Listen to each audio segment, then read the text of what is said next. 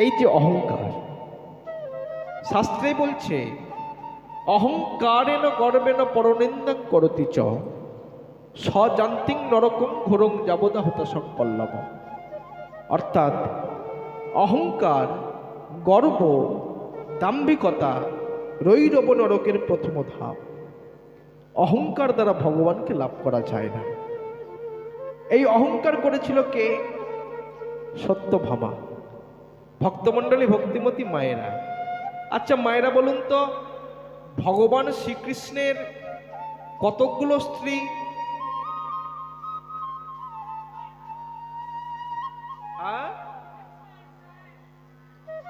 108 জন বলছে। আবার অনেকে 16,108 কেন? কৃষ্ণ কি বউ হোলসেলার ডিলার ছিলেন? হরিবল হরিবল। সে কি মার্কেটে বউ সাপ্লাই করতো?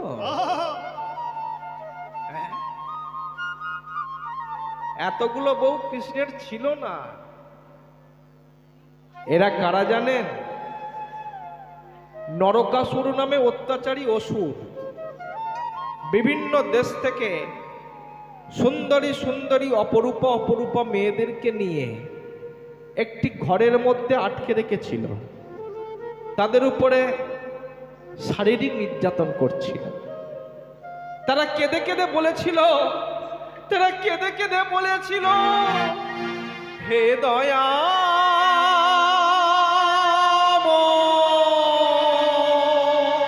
ওহে দয়া, ওহে দয়া,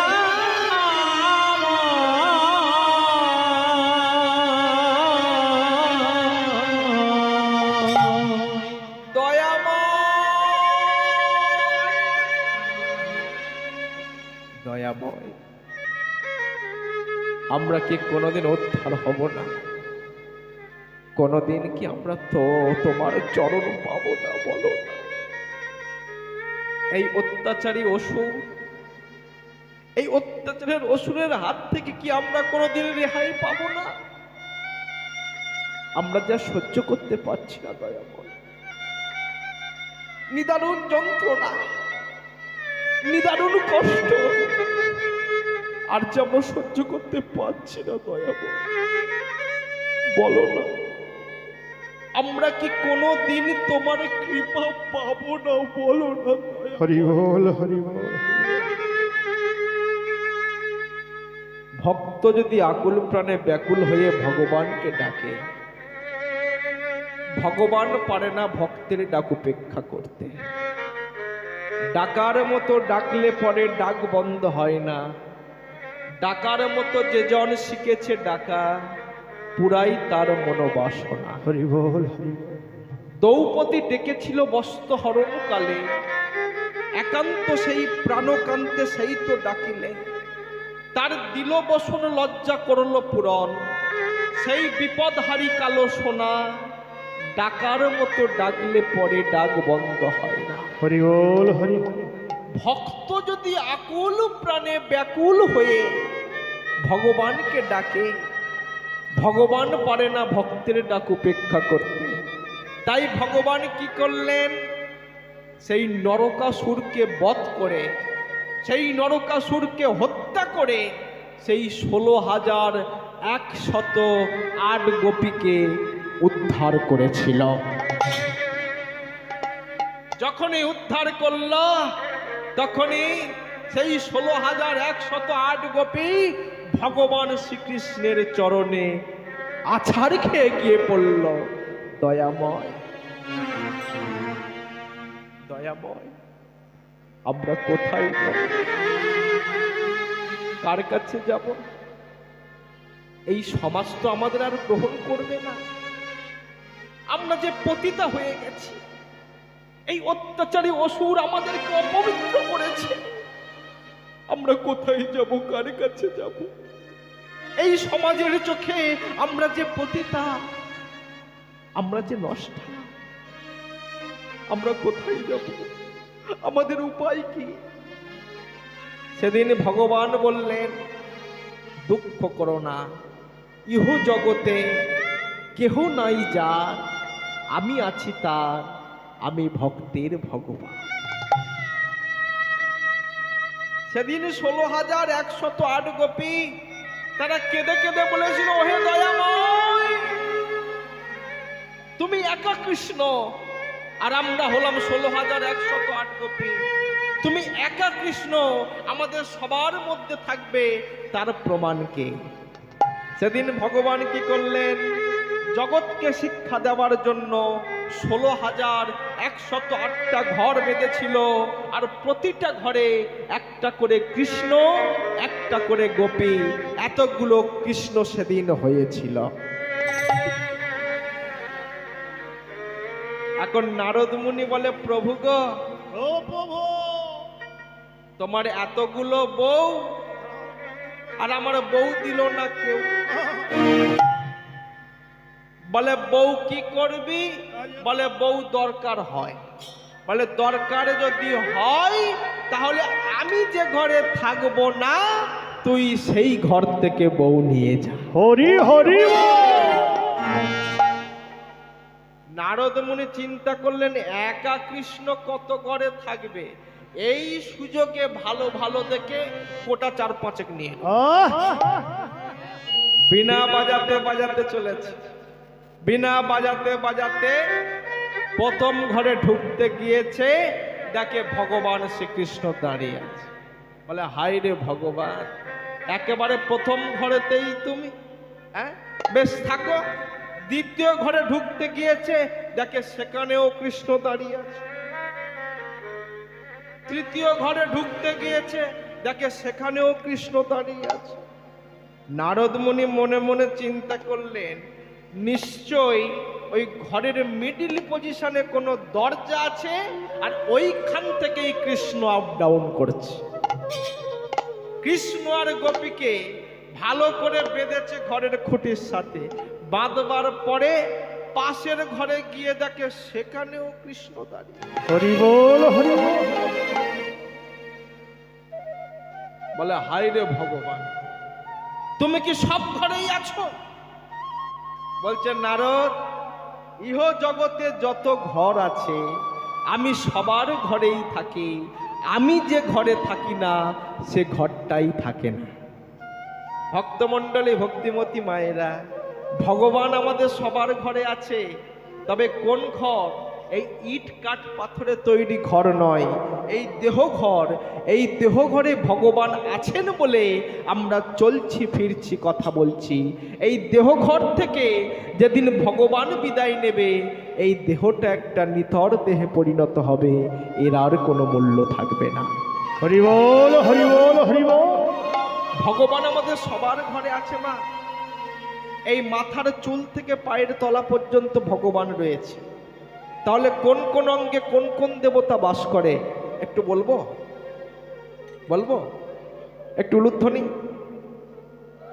প্রেম সে বলো, তাই গৌরী প্রেমানন্দ। হরি হরি হরি বল। লক্ষ্য করুন কোন কোন অঙ্গে কোন কোন দেবতা বাস করে। শাস্তে কলম দিলেন, শিরচূড়ে চূড়ামণি ব্রহ্ম পাশে রন, পাট মধ্যে মহাবিষ্ণু রহেন যেমন, নয়নের কালামণি কালাচাঁদ হন, নাসাইসি নিত্যানন্দ গন্ধ মধুলন, চৈতন্য কর্ণেতে বসি শোভনে চেতাই, মুখেতে ভদ্রাক্ষ বসি ভক্ষ রস পায়, জিহ্বায় নারদ মুনি লাগাই কন্দল, জিহবা নিচে সুরধ্বনি বহে গঙ্গা জল, আলজিবে সরস্বতী বামে শিশিদাম, কণ্ঠেতে কানাই আর ভুজে বলরাম, হস্তে আছে শ্রীগোবিন্দ দাসের দেবতা, জগন্নাথ সপ্তদ্বীপে রহেন সর্বদা, নাভি মূলে থাকি লীলা করে ব্রহ্মাদেব, লিঙ্গমূলে চন্দ্রমৌলি রহেন মহাদেব, গুহদ্বারে আছে স্থিত নারুয়া গোপাল, ধাম মোকাম তত্ত্ব গভীর বিশাল, হাঁটুতে শক্তির স্থিতি বসুমতী পাই, 18 মোকাম তত্ত্ব এই সমুদয়, শ্রীকৃষ্ণ চৈতন্য পাদ বন্দিয়া আনন্দ, পয়ার ছন্দেতে বন্দে গৌর গোবিন্দ। গৌর গোবিন্দ। হরি বল হরি বল। হরি বল হরি বল হরি বল হরি বল হরি বল হরি বল হরি বল। হরি বল হরি বল হরি বল হরি বল হরি বল হরি বল হরি বল হরি বল হরি বল হরি বল হরি বল হরি বল হরি বল হরি বল হরি বল হরি বল হরি বল হরি বল হরি বল। এতগুলো কৃষ্ণ সেদিন হয়েছিল, এখন সত্যভামা বলছে এই রক্ষিণী, ওরকম কৃষ্ণকে না আমি কিনে নিতে পারি। কেন না, আমার বাবার যা টাকা আছে আর আমার যা স্বর্ণ অলংকার আছে, ওরকম কৃষ্ণকে আমি কিনে নিতে পারি। কৃষ্ণ শুধু আমার একার, আর কারো নয়। ভক্তমণ্ডলী, ভক্তিমতী মায়েরা, এই সত্যভামা কার মেয়ে গো? সত্যভামার বাবার নাম কি? সত্যভামার বাবার নাম সত্যাজিৎ রাজা। আর এই সত্যাজিতের একটা ভাই ছিল যার নাম ছিল প্রসেনজিৎ। এই সত্যাজিৎ রাজার একটা সামন্তক মণি ছিল, সেই মণি প্রতিদিন 1 পোয়া করে সোনা প্রসব করত। আর সূর্যদেবের কৃপা ছিল, সেই মণির ওপর যখন সূর্যের কিরণ পড়তো চকচক চকচক চকচক করত, জগৎমোহ হয়ে যেত, জগৎমোহিত হয়ে যেত। এখন সত্যাজিৎ রাজা সেই মণিটা গলায় পড়ে দ্বারকায় এসেছে। ভগবান শ্রীকৃষ্ণ বলছে, সত্যাজিৎ, এত সুন্দর মণি তোমার গলায় মানায় না, তুমি রাজভাণ্ডারে জমা দাও, এখানে থাক। কৃষ্ণ চাইল, কিন্তু সত্যাজিৎ রাজা দিল না। কৃষ্ণ চেয়েছে যে কৃষ্ণকে দেয় না, তার মাল তো থাকবে না, একদিন না একদিন ধ্বংস হবে। তাই কি হলো, সেই মণিটা গলায় পড়ে সত্যাজিতের ভাই প্রসেনজিৎ সেই মণিটা গলায় পড়ে একদিন বনে গেল হরিণ শিকার করতে। আর যখনই বনে গেল হরিণ শিকার করতে, বাঘে তাকে ধরে খেয়ে নিল। যখনই বাঘে খেয়ে নিল, ওই জায়গায় মণিটা পড়েছিল, সেখানে ছিল বিশাল একটি গুহা।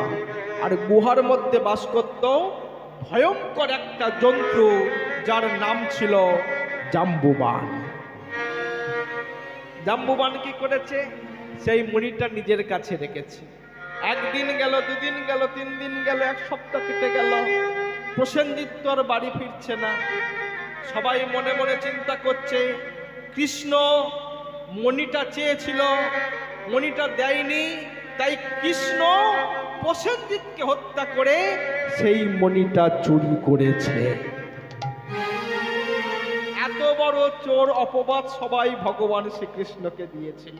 তাহলে ভাবুন, কৃষ্ণকেও মানুষ চোর বলে। ভগবান শ্রীকৃষ্ণ মনে মনে চিন্তা করলেন, তাহলে আসল সত্যটা কি আমাকে জানতে হবে, মণিটা গেল কোথায়?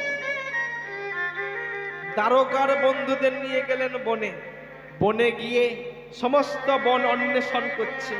অন্বেষণ করতে করতে করতে করতে হঠাৎ দেখতে পেলেন বিশাল একটা গুহা, আর সেই গুহার মধ্য থেকে রশ্মি বহির্ভূত হচ্ছে। ভগবান শ্রীকৃষ্ণ বুঝতে পারলেন এই জায়গায় মণিটা রয়েছে। গুহার মধ্যে প্রবেশ করেছে, মণিটা দেখতে গিয়ে পেয়েছে। যেই না মণিটা দেখতে পেয়েছে, মণিটা নিতে গেছে, এমতো সময় জাম্বুয়ানের সঙ্গে ভগবান শ্রীকৃষ্ণের যুদ্ধ বেঁধে গেল।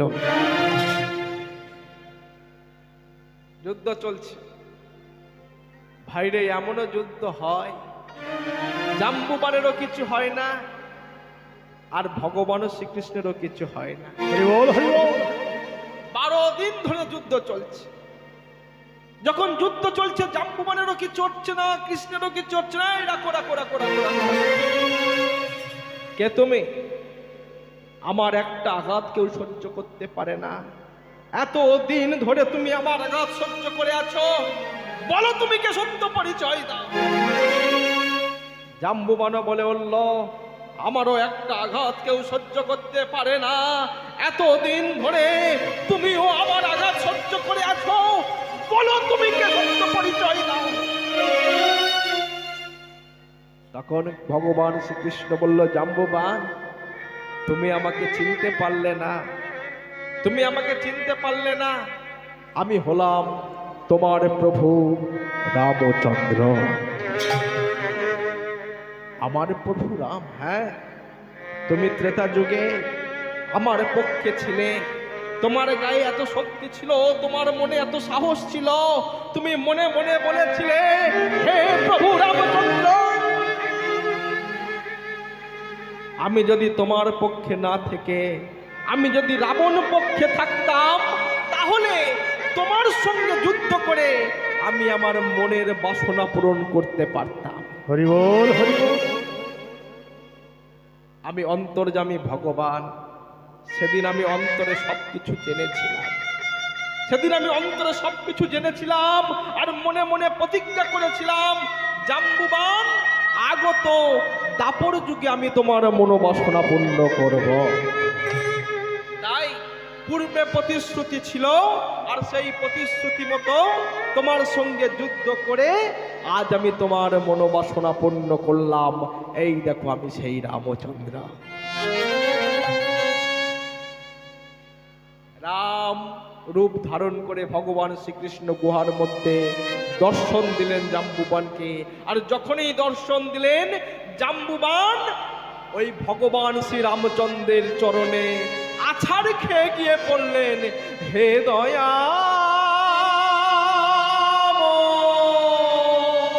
ও হে দয়া, ও হে দয়া,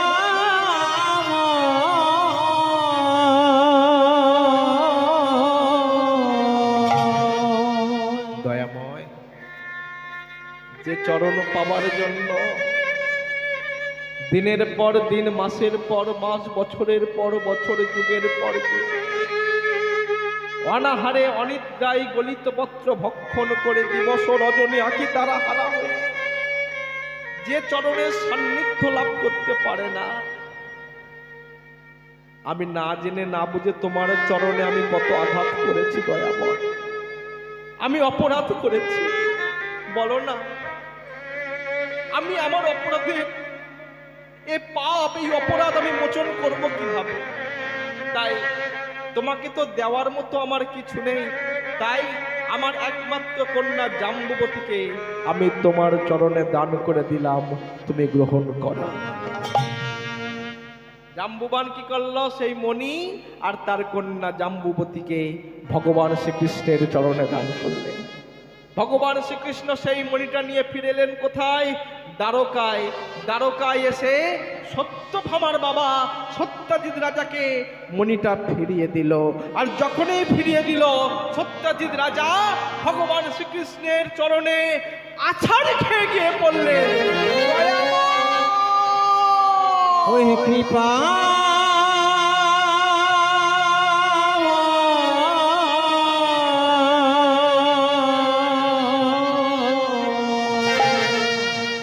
দয়াময়,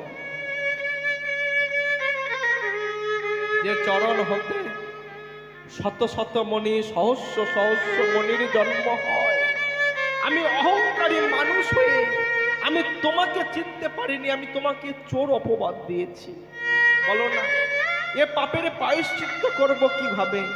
তাই আমার যত সোনা দানা আছে, যত স্বর্ণ অলংকার আছে, সর্বস্ব সহ আমি আমার কন্যা সত্যভামাকে আমি তোমার চরণে দান করলাম। হরি বল, হরি বল, হরি বল।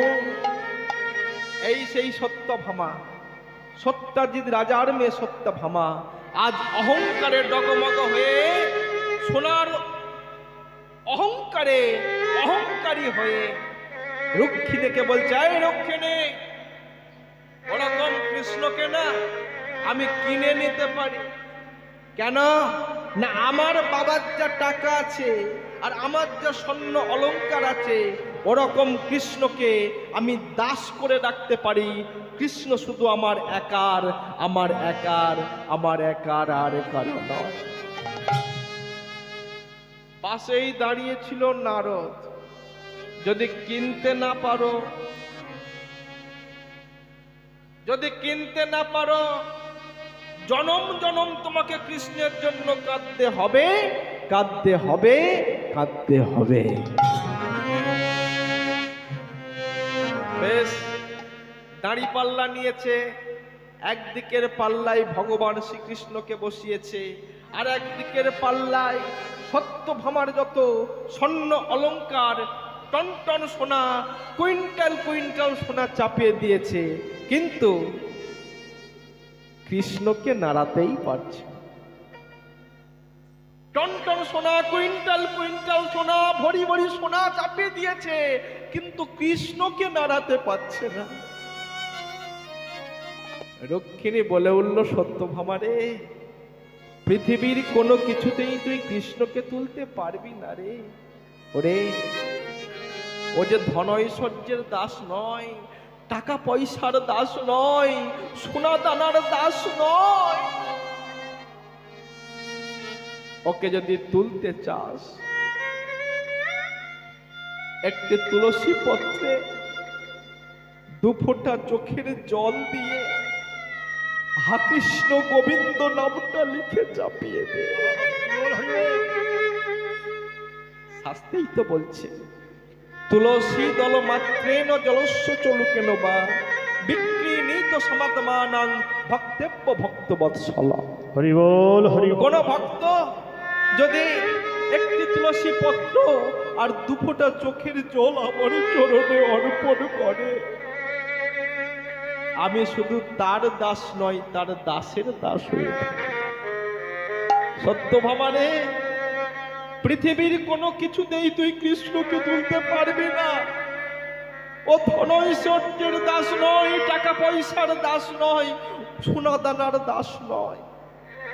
ওকে যদি তুলতে চাও, একটি তুলসী পত্রে 2 ফোঁটা চোখের জল দিয়ে হা কৃষ্ণ গোবিন্দ নামটা লিখে চাপিয়ে দে। যেই না হা কৃষ্ণ গোবিন্দ নামটা লিখে চাপিয়ে দিল, কৃষ্ণ গড় গড় করে উপর দিকে উঠে গেল, তুলসী পাতাটা ভারী হয়ে গেল, নামের পাল্লাটা ভারী হয়ে গেল।